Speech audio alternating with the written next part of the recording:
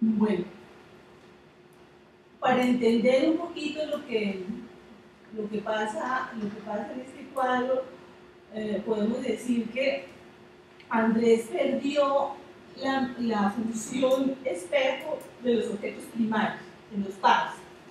Los padres, como ustedes saben, reflejan los estados mentales del niño. Así que el niño se encuentra mucho en la mente del padre, porque el padre descifra y entiende cómo se siente el niño y le devuelve también una idea de él mismo. Eso ustedes lo deben de ver mucho en los niños pequeñitos, ¿no? El niñito hace alguna gracia o muestra alguna necesidad y se establece un diálogo de ida y vuelta, y los padres por eso son casi como el espejo del niño.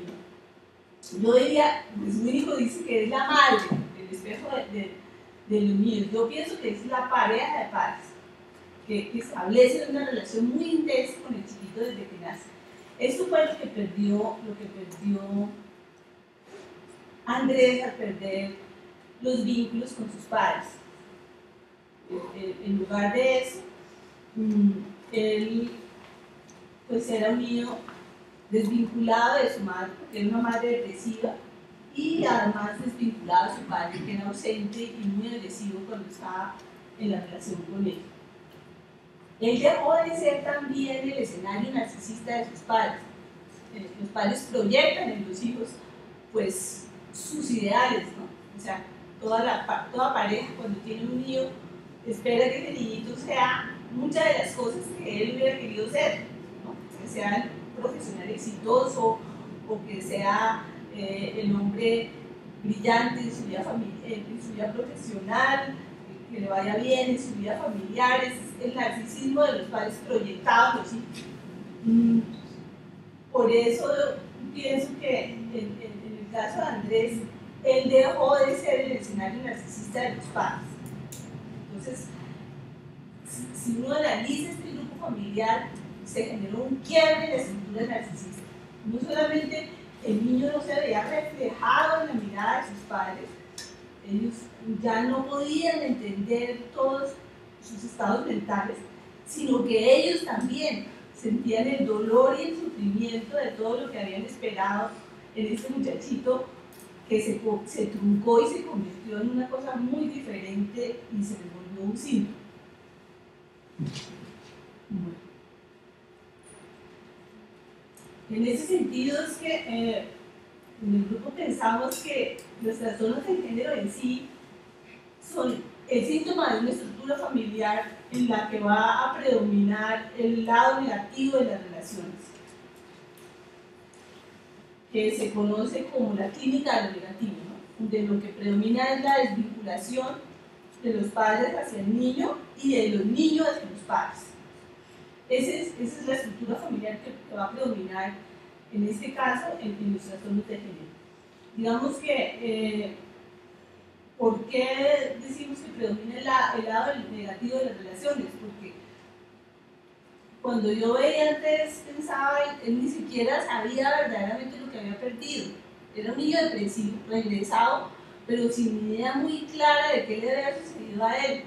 O sea, él sí sentía como la depresión y el desinterés por el mundo que lo rodeaba, especialmente por el mundo escolar, pero él no tenía claro lo que había perdido. O sea, él no tenía como una imagen mental de cuál había sido su pérdida. Ese es el problema grande con los duelos en los niños, porque no tienen representación mental de lo que han perdido. O sea, el niño verdaderamente siente que ha perdido algo, pero no sabe qué, ni sabe cuál es la dimensión de la pérdida. Ese es el problema en una situación de duelo en un niño. Entonces, por eso pienso que para Andrés la ausencia de sus padres y todo lo que eso implicó en el desarrollo de su propia identidad era como un dolor sin imagen, ¿sí? Él no tenía muy claro qué le había sucedido, porque digamos en el momento que le sucedió, el psiquismo es muy temprano, o sea, es muy maduro. Un niño de 2 años no alcanza como a dimensionar la pérdida a la que él fue sometido. Sus padres también no eran muy conscientes, porque la proyección del narcisismo de los padres en el hijo recoge muchos aspectos de la historia del padre. El padre quiere todos los padres esperamos ver en el hijo todo lo que nosotros hubiéramos querido ser y seguramente no lo alcanzamos a hacer, pero eso no es consciente. Y si el hijo no cumple esa misión de ver desarrollado nuestras ilusiones, eso nos va a generar muchísimo dolor y mucho sufrimiento, y muchos padres no saben realmente por qué, ¿no? Porque es el narcisismo de ellos puestos también en el hijo, y eso es inconsciente. Yo he visto papás de personas ya más adultas que consultan por trastornos de género, y yo veo el llanto y el sufrimiento del padre, y yo digo, trastorno de género y la homosexualidad se convierte en una bofetada en el narcisismo de los padres. Y yo digo, ¿por qué? ¿Por qué es tan doloroso? Por eso, porque el hijo encarna el narcisismo de los padres. Y a veces ellos no lo saben, pero es de las cosas más dolorosas, es la decepción de lo que el hijo pudo ser y no fue. Bueno, en este caso que me parecía importante resaltarlo porque marca como un cambio en el trabajo de nosotros con relación a los trastornos de género, yo inicié con un proceso individual. Yo lo veía 4 veces a la semana, pero al cabo de unos 7 o 8 meses el proceso se paralizó. Él idealizó totalmente la relación conmigo, o sea, yo era como la persona que fue en su pasado su tía, tenía una relación muy intensa conmigo, y se preocupaba de arreglar el consultorio, de poner todas las cositas en su lugar, mientras afuera sucedía toda clase de desastres.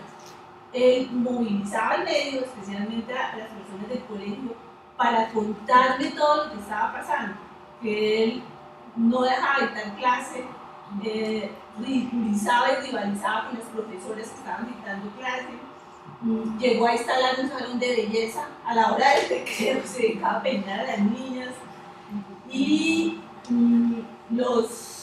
las dificultades con el padre se agudizaron mucho más, aunque el niño nunca las mencionaba.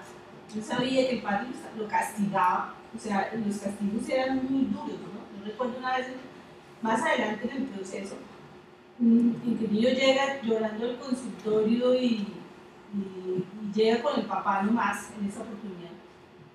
Y me relata que su papá lo bajó, porque no quería llegar rápido a la consulta y quería demorarse, seguramente porque para él era muy doloroso al comienzo, ya no tanto, como revivir todas esas situaciones.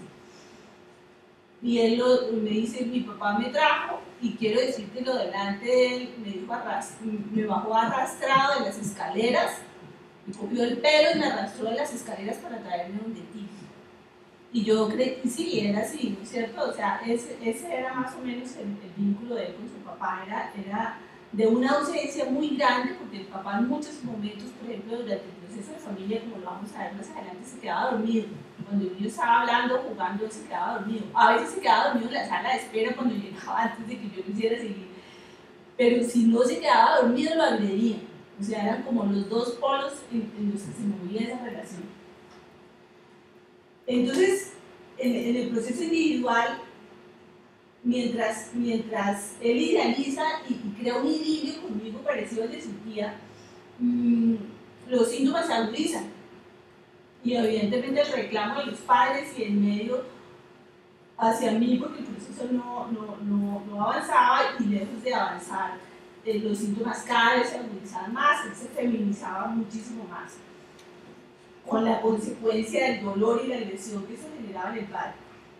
Él por su parte parecía ser ajeno a todo lo que estaba pasando, o sea, los objetos de dolor, su mamá y su papá, no estaban en él. Realmente la que lloraba y sufría por todo lo que estaba pasando era la madre. El padre también sentía el malestar, pero él lo que hacía era agredirlo físicamente. Y el medio era el que más movilizaba a él para que me llamaran a mí. O sea, él resultaba completamente indiferente a todo lo que estaba pasando. La disociación era muy grande entre él y el mundo que lo rodeaba. Entonces, esto hizo que yo les propusiera un cambio en el proceso terapéutico, que fue iniciar los psicoanálisis de familia. ¿Por qué? por esto que les acabo de explicar. Pienso que es un paciente terriblemente disociado, donde seguramente si yo sigo como venía, el proceso iba a colapsar. O sea, iba a ser un niño que lo retira del tratamiento porque después de mucho tiempo él no va a evolucionar favorablemente, y evidentemente si los padres no tienen conciencia de lo que está pasando, es posible que abandonen el tratamiento. Y por eso casi que se requería, digamos, la presencia de los padres para poder trabajar. Eso fue lo que hizo que hiciéramos, o que yo hiciera un paso hacia el psicoanálisis de familia. De este psicoanálisis voy a ilustrar como 3 momentos, me parecen importantes porque es un proceso largo, pero creo que da idea, estos 3 momentos, de qué fue lo que pasó y qué es lo que ha venido pasando. Después de estos 6 años, Andrés pudo recobrar su identidad de género, pudo reconectarse nuevamente a la vida, especialmente la vida escolar, en la cual él estaba ajeno y ausente. Pero ha sido un proceso muy lento y muy doloroso para él y para sus padres, todo esto, que fue el objetivo final, digamos.